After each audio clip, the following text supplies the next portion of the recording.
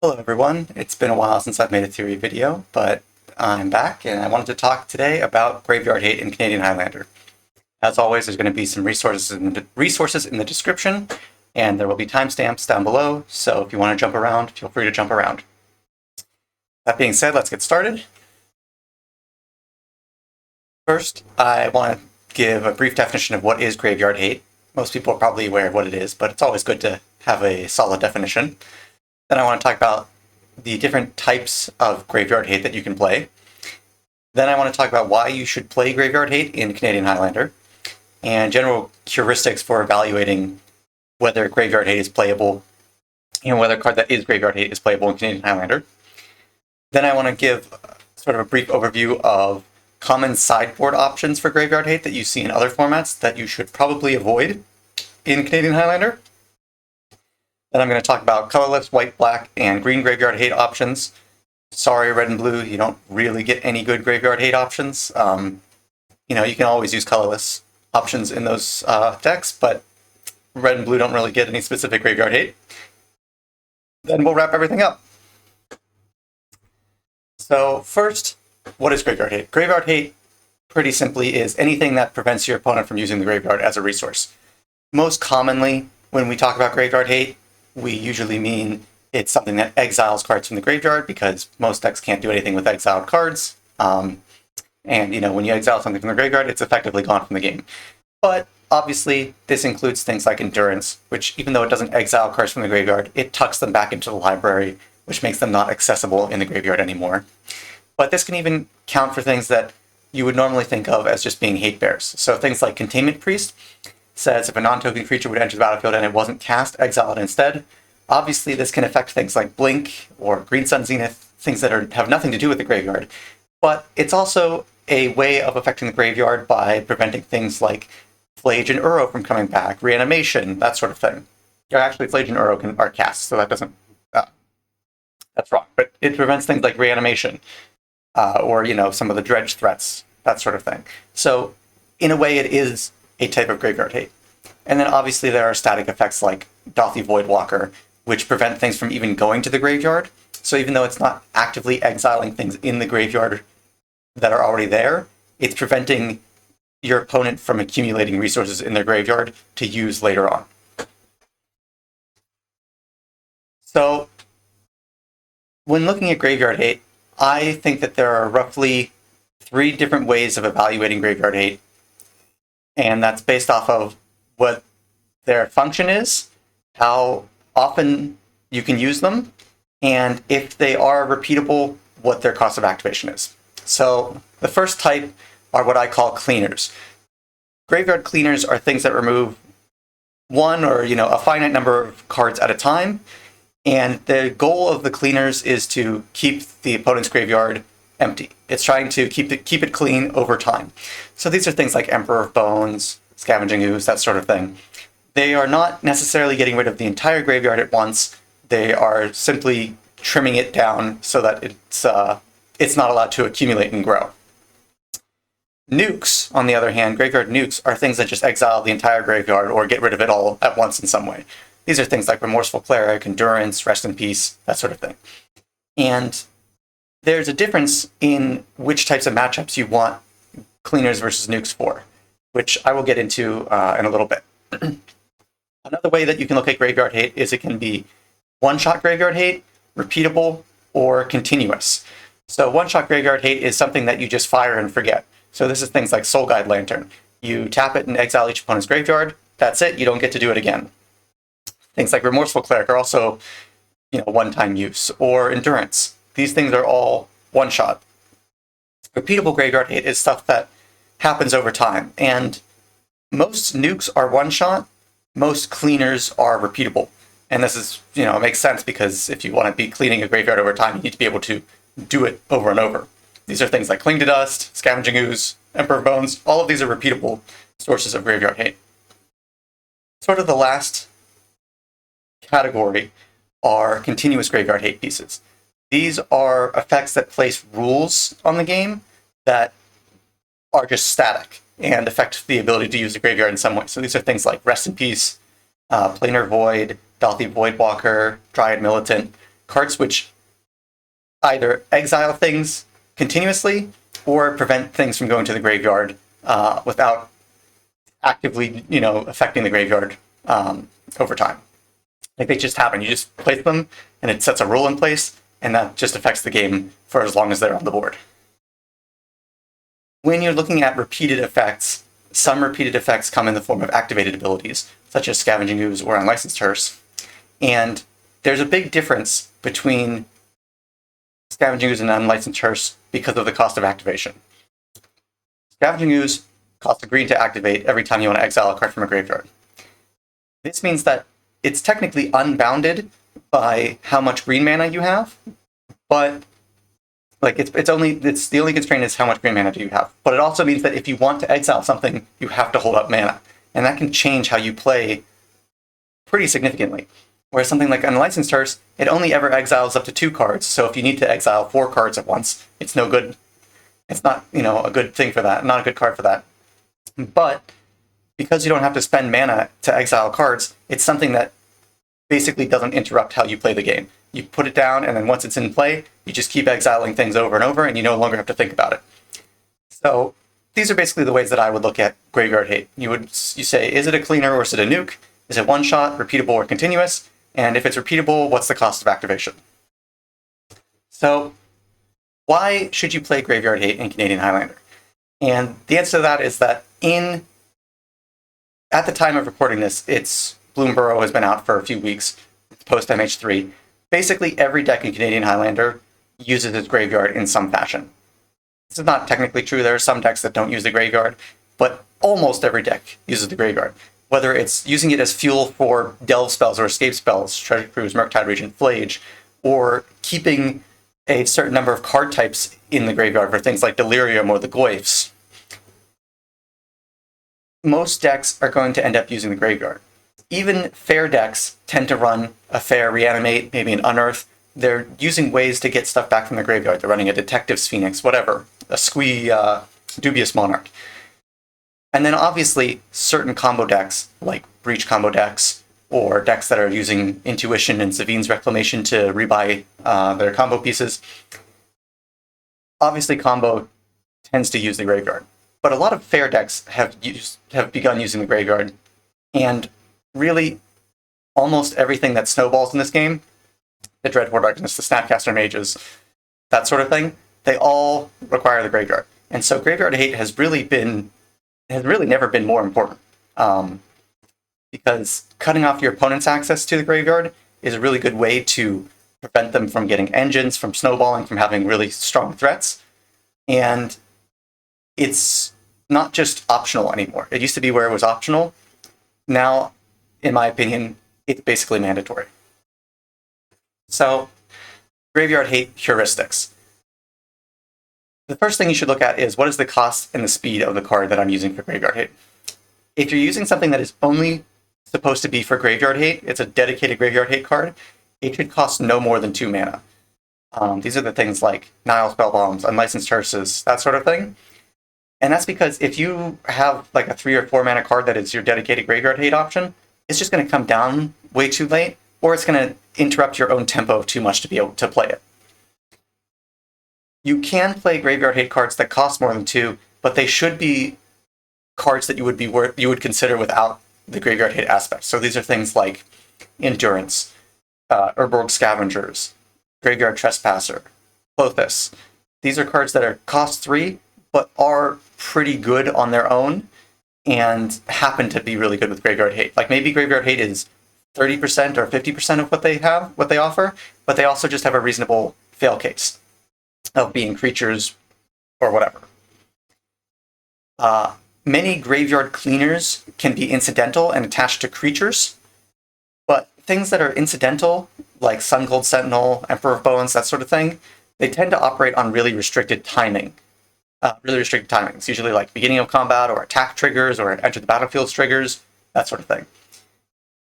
For nukes, graveyard nukes, they should be instant speed when possible. You don't really want to look at something that says sacrifice only or activate only as a sorcery.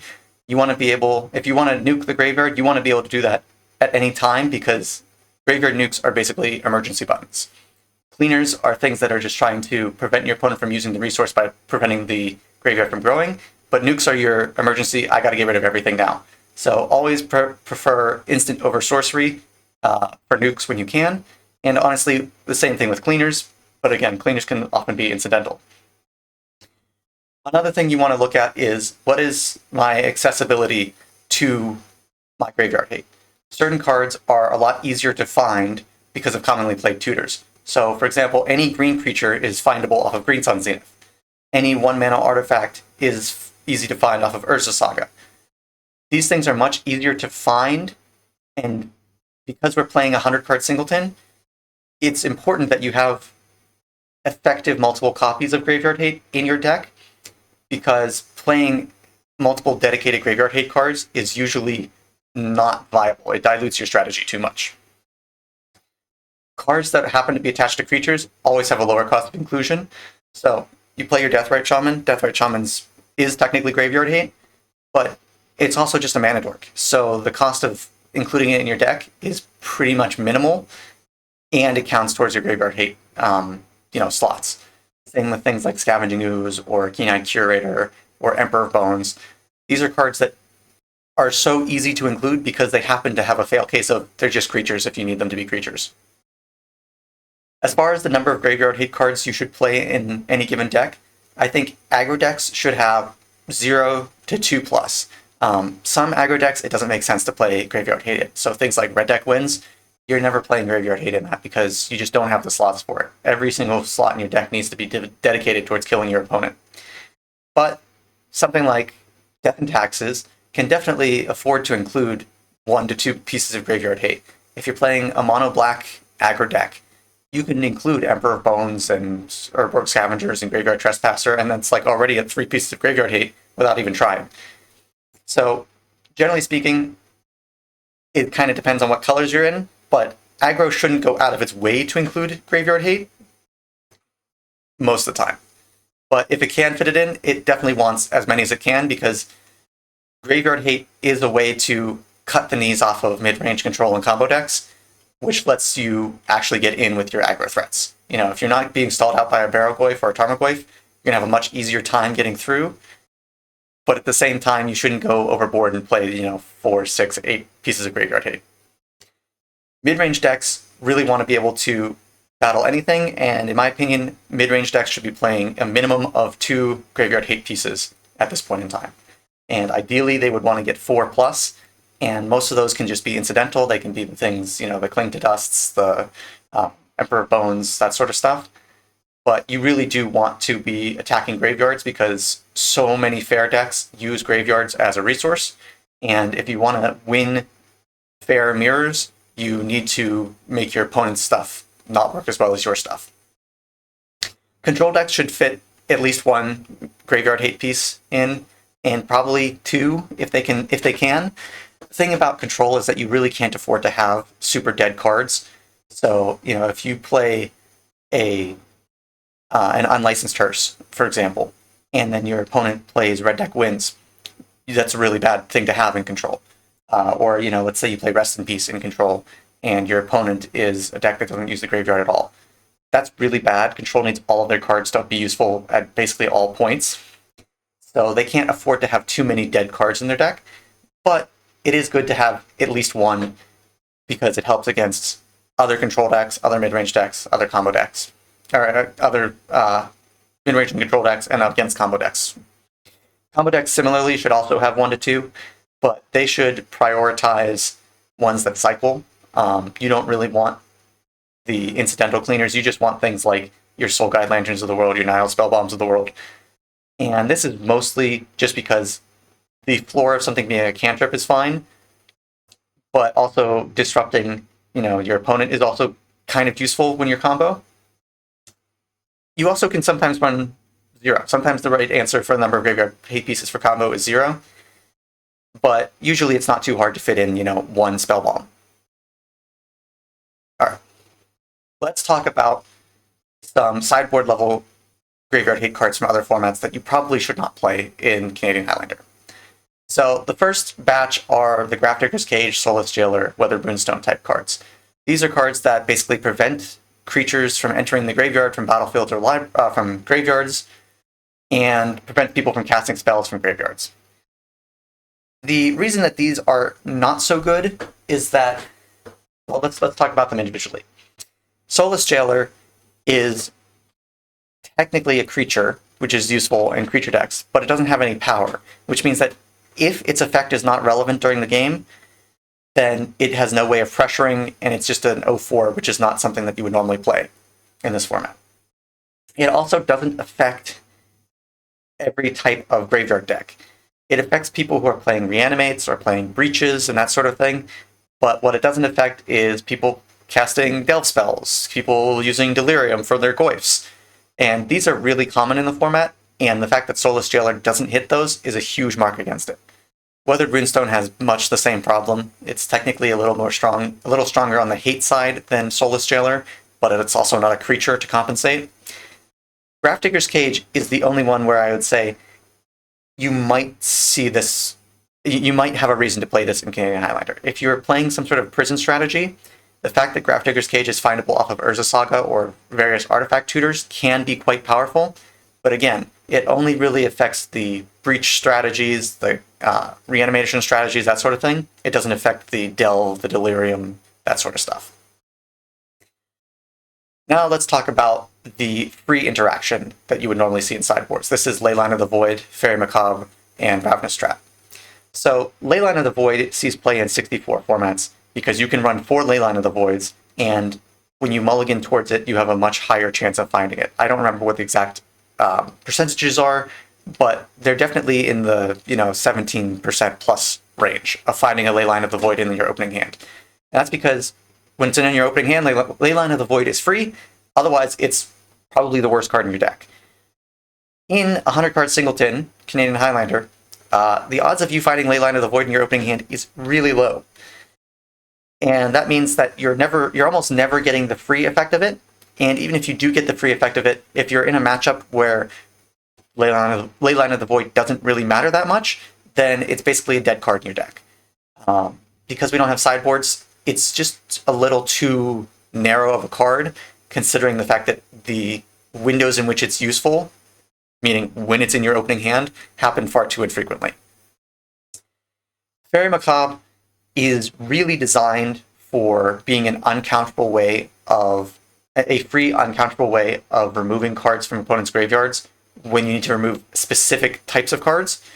And so, in theory, Fairy Macabre would be good against things like Reanimator, but it's usually not so good against things like Storm or the Delirium, the Delirium users, the fair graveyard decks. The fair graveyard decks are using value Reanimates and Unearths, which Fairy Macabre would be okay against, but Fairy Macabre's not good against the Delve, it's not good against the Delirium, that sort of thing.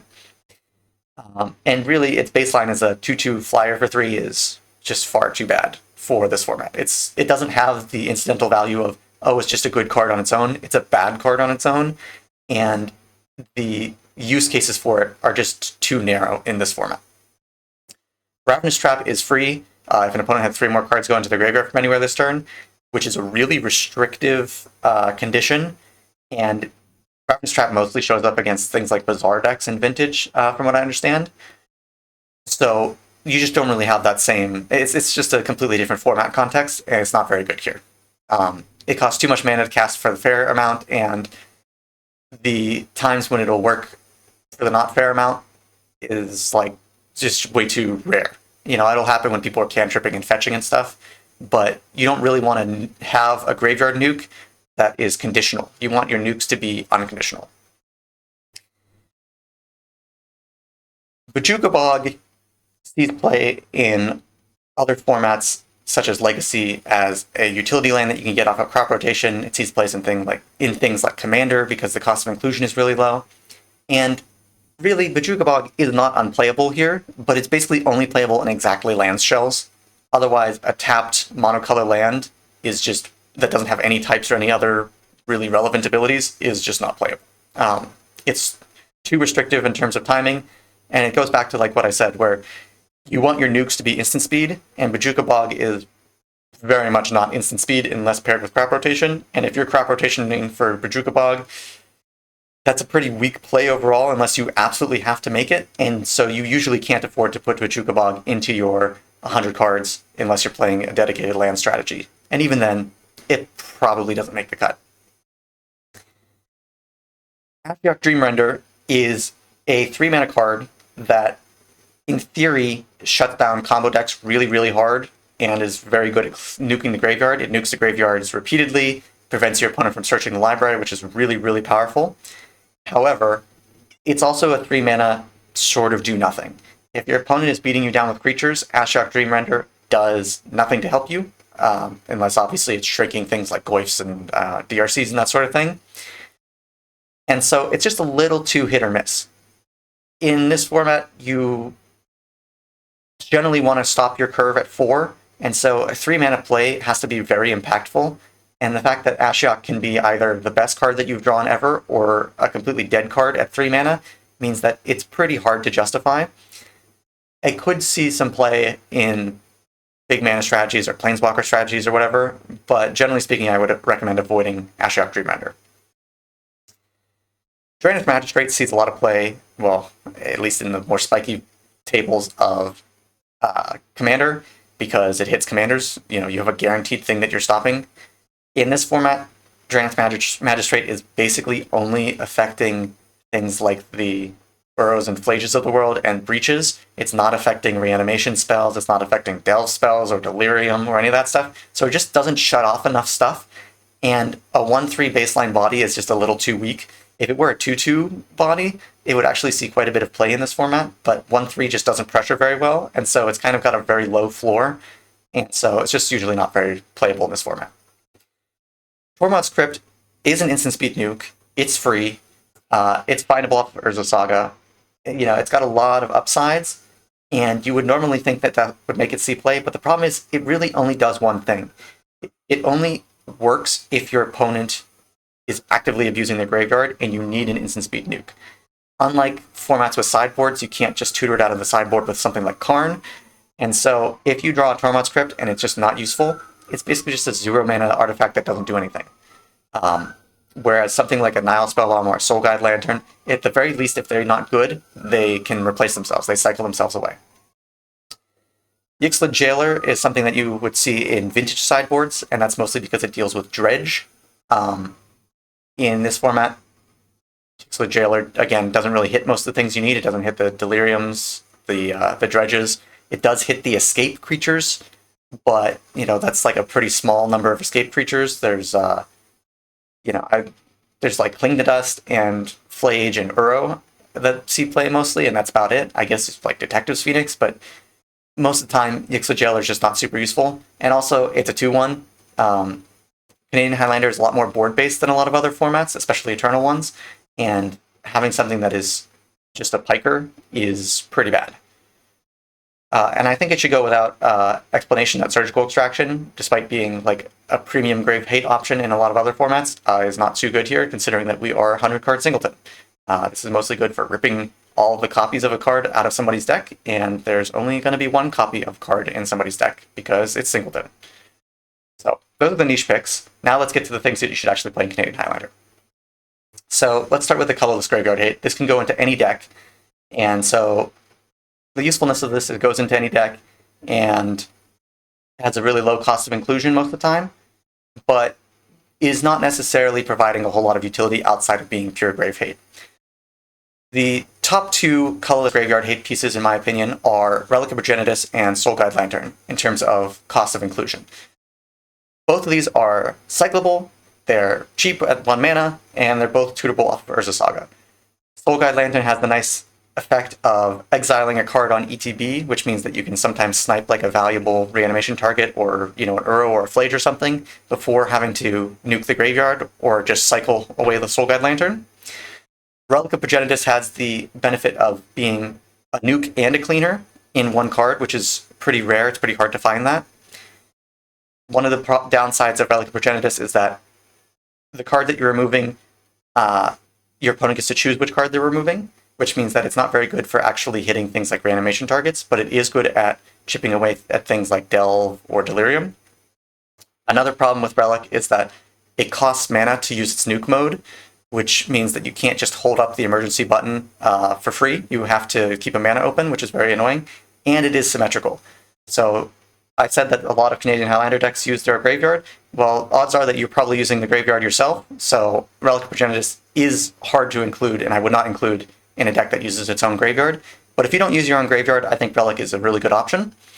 Soul Guide Lantern is obviously a lot more generic. It doesn't hit your own graveyard. You don't have to hold up mana for the nuke option, and you can cycle it away. But there is something to be said for being able to clean a deck and nuke it all on one card instead of having to have separate cards for cleaning the opponent's graveyard. Two other options that I don't see very often are Phyrexian Furnace and Scrabbling Claws. These are functionally very similar. Phyrexian Furnace removes the bottom card of target player's graveyard from the game, which requires your opponent to remember to keep graveyard order. And so technically speaking, it's better than Scrabbling Claws. But realistically, neither of these are guaranteed to hit the card that you want to remove. They do have the ability to cycle themselves away to exile a specific card, which is really nice. Unlike Soul Guide Lantern, for example, Soul Guide Lantern, you either nuke the graveyard or you cycle. You can't do both. Phyrexian Furnace and Scrabbling Claws can do a targeted removal and cycle at the same time, but they don't nuke the graveyard, which is pretty weak. Usually when you're wanting to include one of these cards, you want to have cleaners. You want to have your cleaners cleaning out the graveyard, and then you want your option to get rid of things to be a nuke, so that you can just say, I don't want to deal with the graveyard at all. But the fact that these do exile something while they cycle is worth considering. They're also able to be found off of Urza Saga. I think I would reach for Soul Guide Lantern first, but these are not terrible options either. The last category of cards that I'm going to talk about are Agatha's Soul Cauldron and Unlicensed Hearse. Both of these are not findable off of Saga. They're more expensive, but they actually have real utility outside of being pure graveyard hate. Agatha's Soul Cauldron is graveyard hate. It's sometimes a combo enabler. It pumps your creatures. It gives your creatures more powers. So like if you eat your own Mother of Runes or whatever, everything you have with a counter on it is a Mother of Runes. It's just a fantastic utility artifact, and a lot of decks have creatures, a lot of creature decks have creatures with activated abilities that they can put under a Soul Cauldron to make it useful. And even just growing creatures with Soul Cauldron can be quite effective. So I think Agatha's Soul Cauldron sees a lot less play than it should, because it really it has a lot of utility outside of being a graveyard hate piece. Its weakness is that it is 2 mana, and exiling only one card at a time is pretty modest as far as cleaners go, but it has a ton of potential upsides. Unlicensed Hearse is probably the best cleaner that I'm going to talk about today. It exiles up to 2 cards from a single graveyard and has no activation cost, which is huge. A lot of decks, like blue decks that are fueling for Delve, etc., can fight through cleaning one card at a time from your graveyard. Obviously, if you get it down really early, it can help quite a bit with controlling the graveyard, but they can cast things like a Thought Scour or a Mental Note and very quickly get back up to a level where they can cast their Treasure Cruise or whatever. When you're exiling 2 cards a turn, it's really hard for decks to stay on top of that.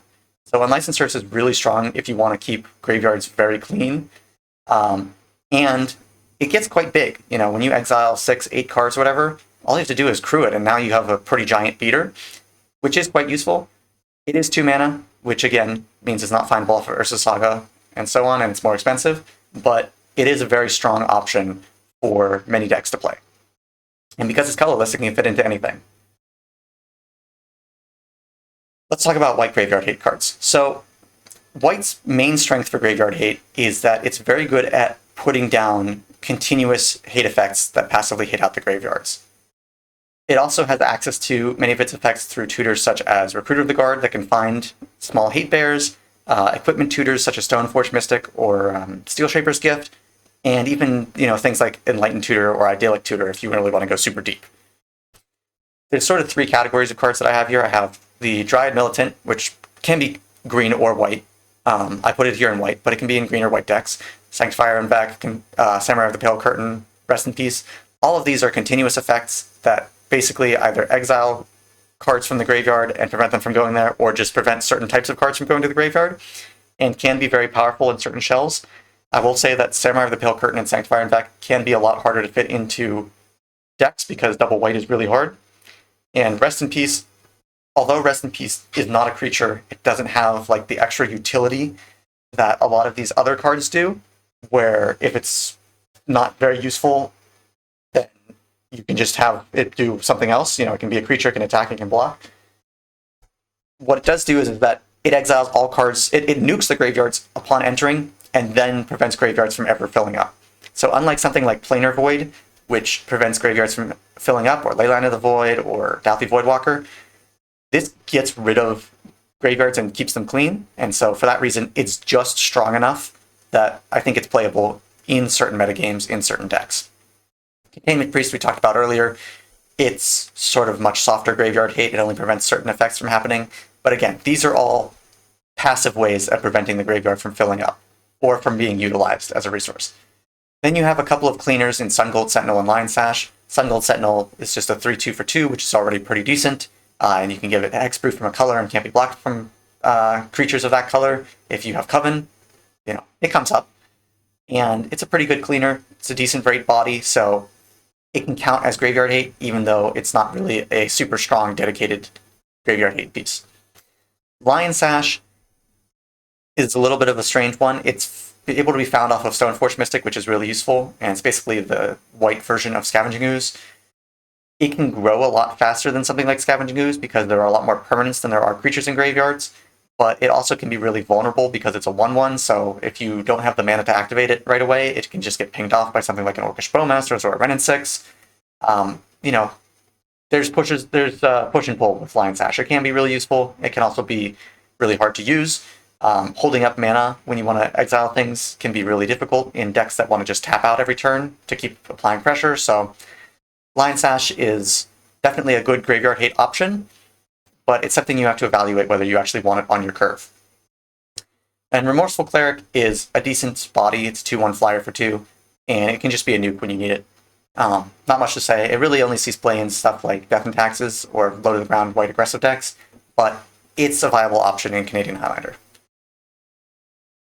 For graveyard hate options in Black, Black's main strength is in having a lot of really good incidental ways of cleaning the graveyard. Things like the Emperor of Bones, Urborg Scavengers, Graveyard Trespasser, Lord Skater Sewer King. These things are just cards that you would play kind of anyways, or you might want to play anyways because they're decent bodies. I mean, Emperor of Bones is an insane card for being 2 mana. The others at 3 mana are a little bit sketchier, but you don't have to think about it. You just deploy your creatures, they do the things that they are supposed to do as creatures, and along the way they happen to hate out graveyards. And that's really useful because it means you're not committing extra mana specifically to hate out graveyards, and you're not having to think about, oh, am I holding up activations or this?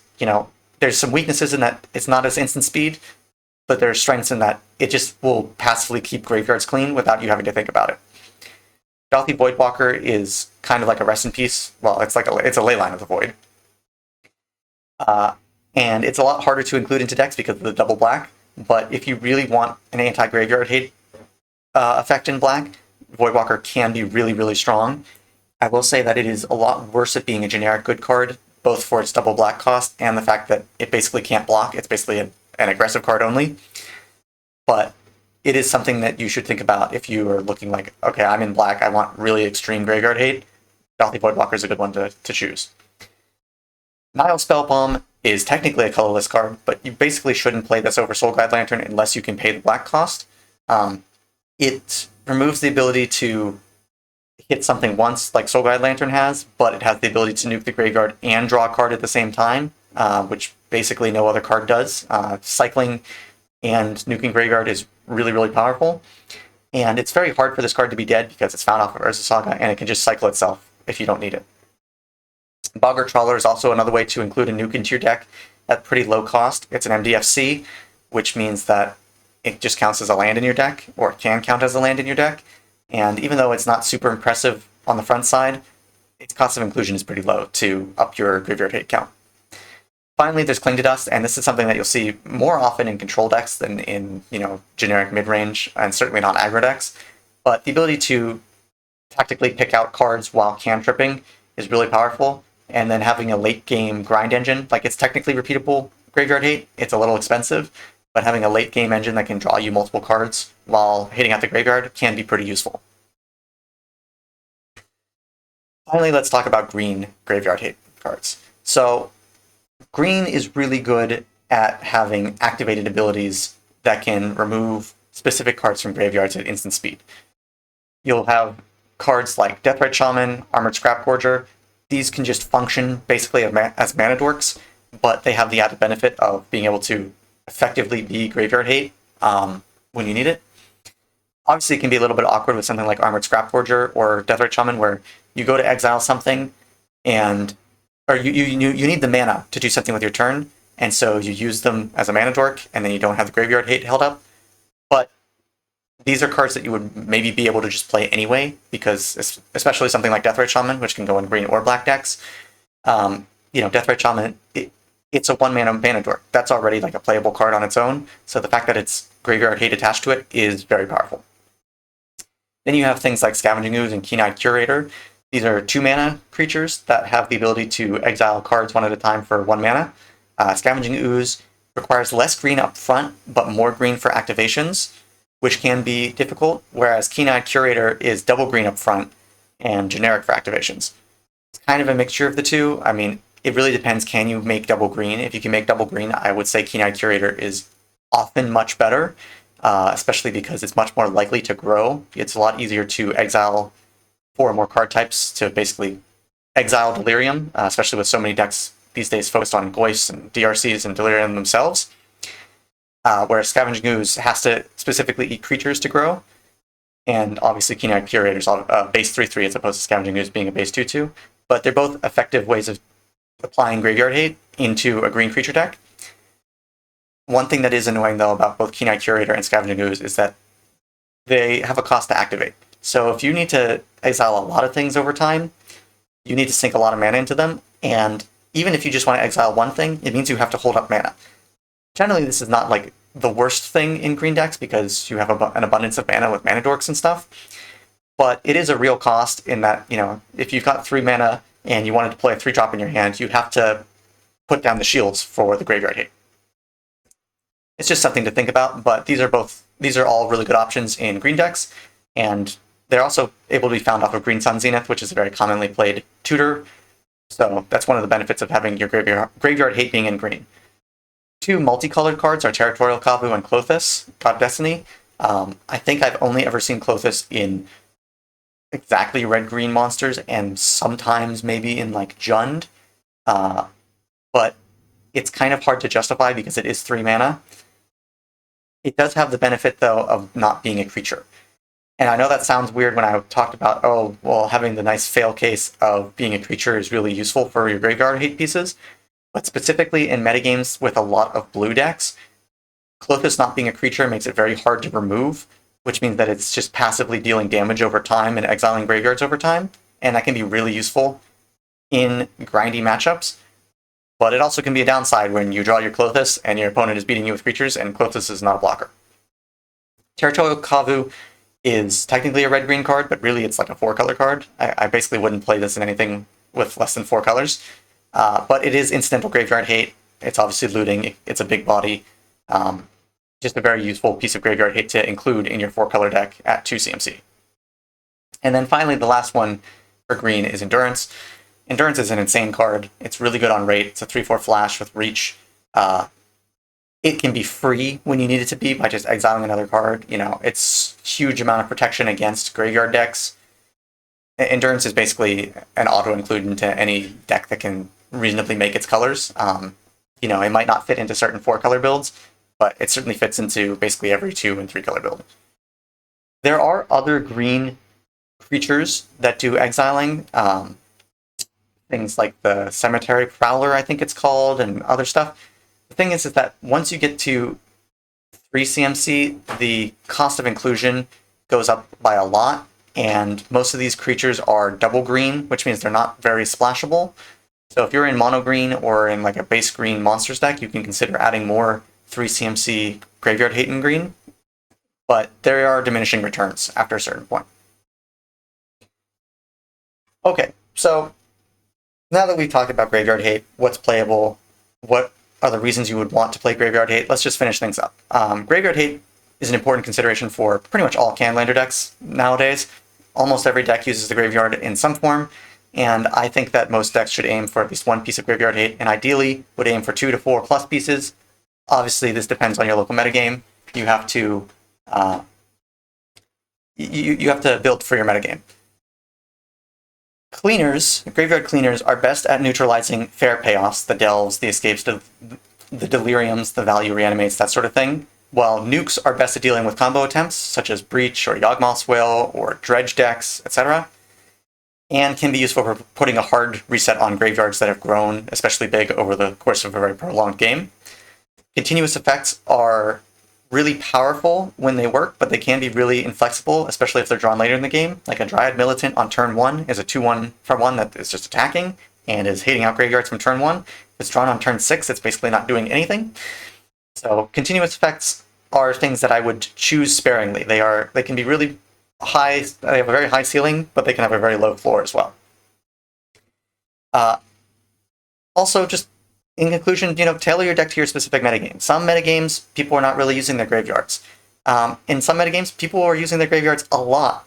And if graveyard strategies are posing problems for your deck, you might want to consider switching decks or adding more colors that can provide options for Graveyard Hate. If you're playing mono red and you're just getting stalled by Barrogoyfs and Tarmogoyfs and Flages and everything, mono red doesn't have great options for dealing with graveyards. Maybe you need to add green to add more Graveyard Hate, or you need to add black, or you just need to switch decks entirely. Not all strategies can effectively fight the graveyard decks, so it really should be a zone that you consider when you're building and tuning your own deck for your metagame.